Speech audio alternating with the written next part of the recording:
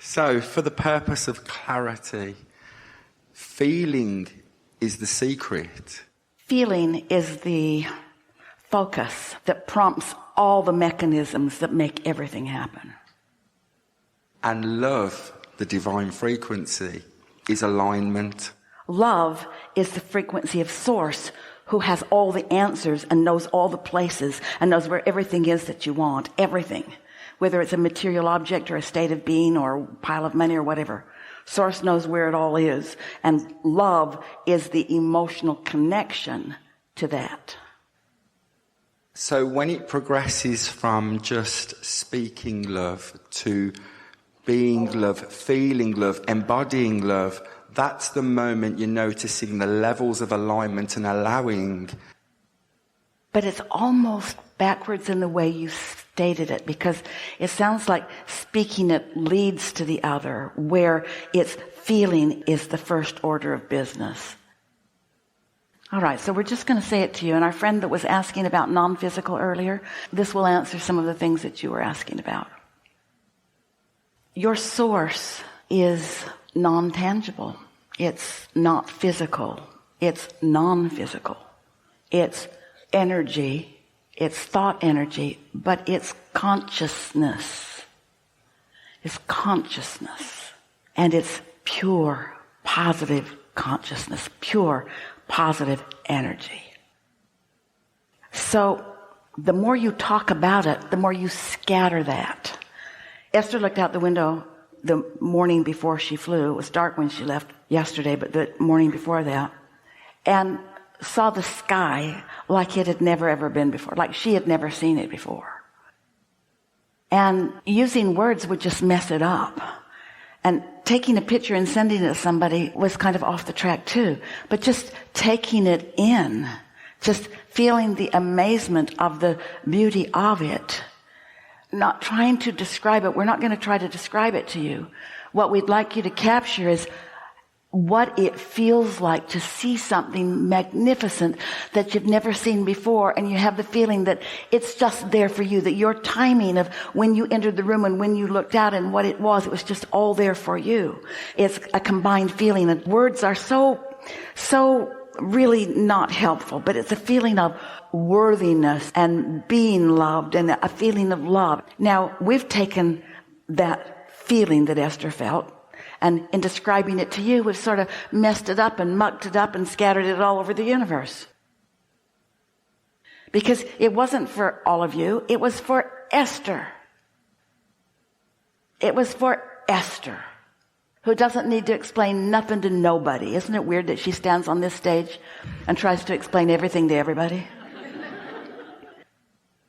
We had this conversation earlier. When you want to know your source, your inner being, when you want to know, what that means is you want to be it. You see, you can't desire a house and in this moment be it, but you can desire love and in this moment be it.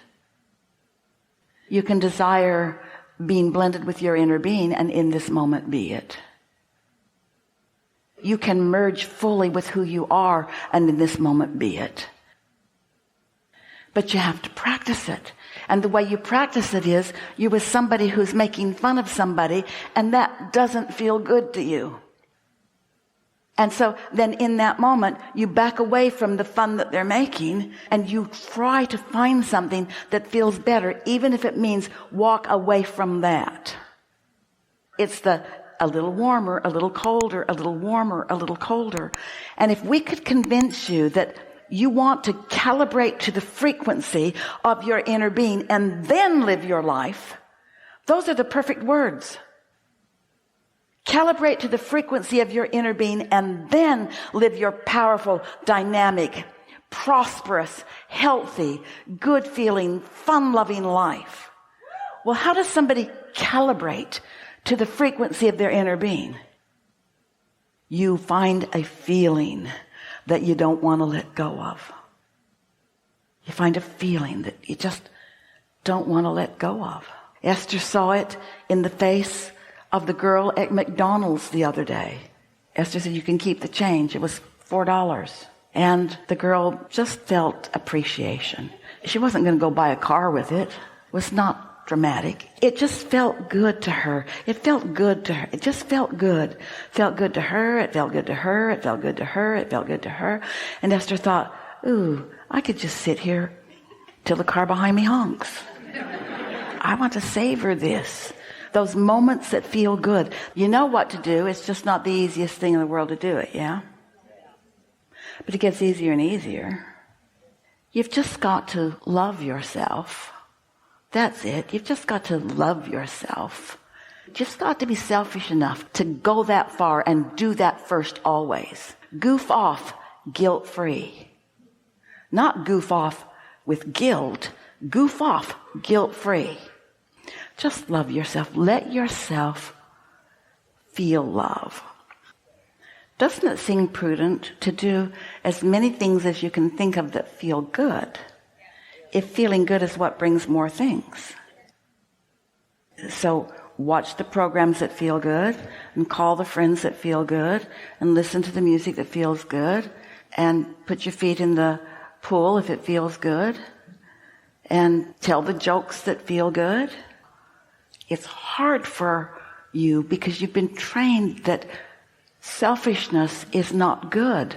When selfishness is self, it's understanding that self attracts to self, and that how self feels will attract to self. More words, that's what we want to convince you of. When you feel really, really good, it's because you are really, really tight with your inner being. And your inner being and you are having a moment. And the emotion that you are feeling that we are trying to describe with the word love is how your inner being is feeling. And you're openly receiving that right now. And if you cannot openly receive the feeling of love, you can't let the truck in, or the lottery ticket that wins, or the lover, or the children. But once you can let an emotion in that feels like that, then you've got it. Because, as you said, that is the key to everything. That's the key to everything.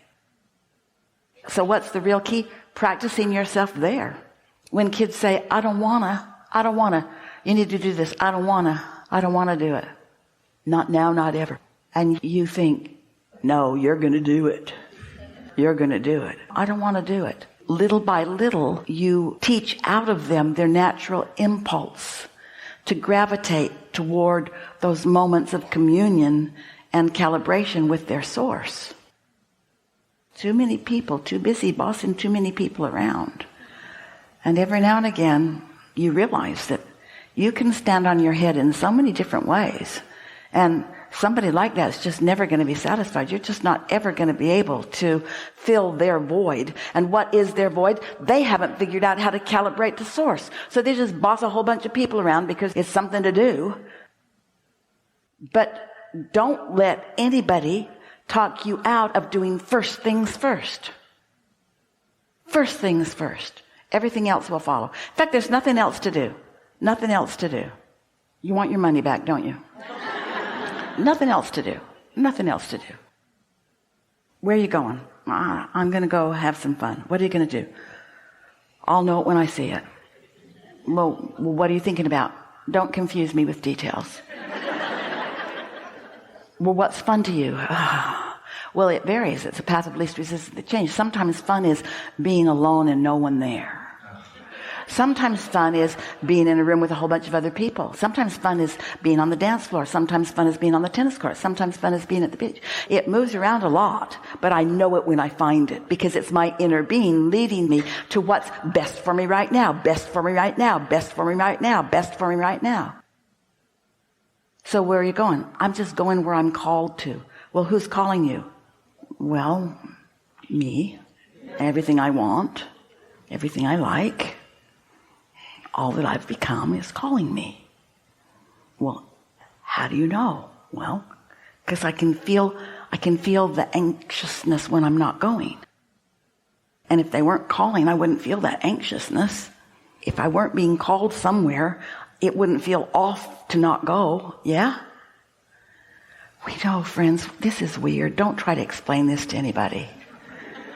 But be more selfish. Care more about how you feel.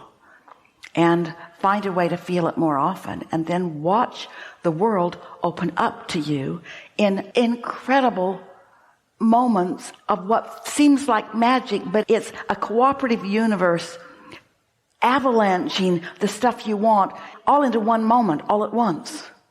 All at once.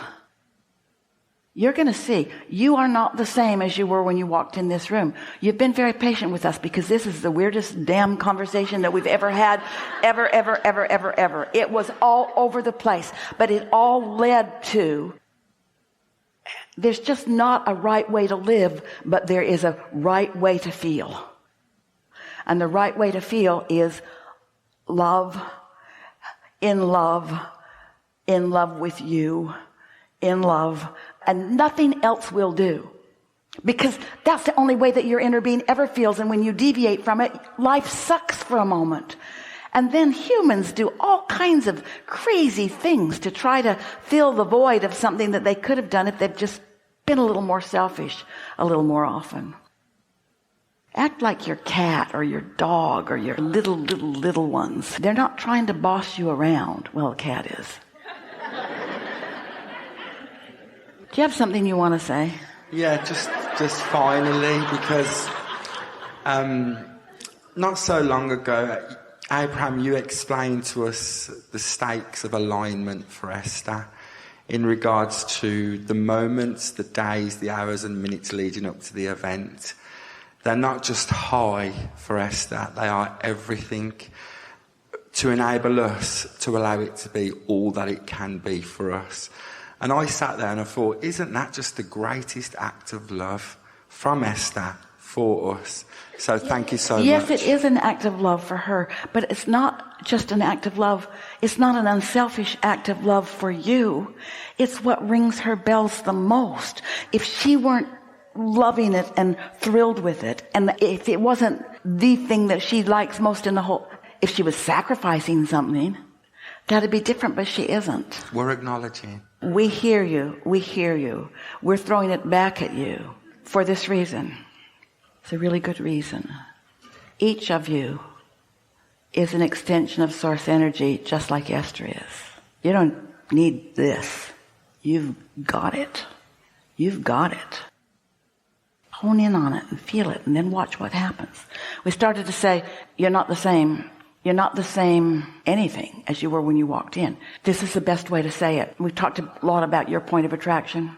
Your point of attraction has shifted a lot in this afternoon, which means your relationship with everyone, your relationship with everything that you care about has shifted too.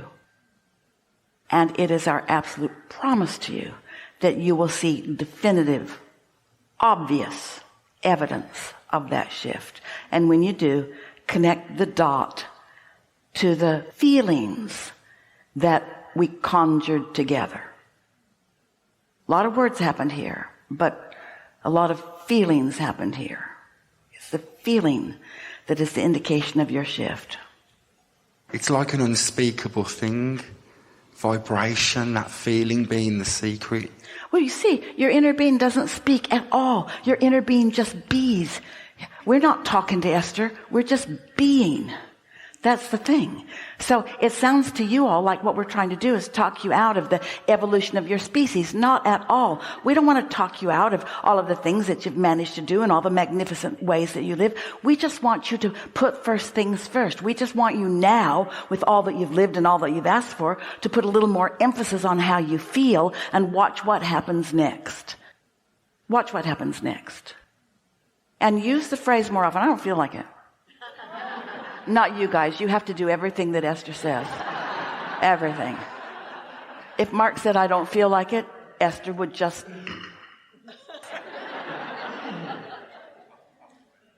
We've enjoyed this interaction immensely. There's great love here for you. And for now, we are complete.